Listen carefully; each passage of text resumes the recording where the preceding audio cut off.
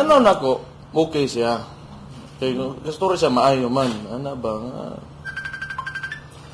Murag better ang iyang... I think he's better. I truly believe he is better there.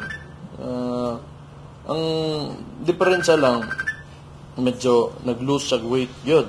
Namayat yun siya ng payatig ay.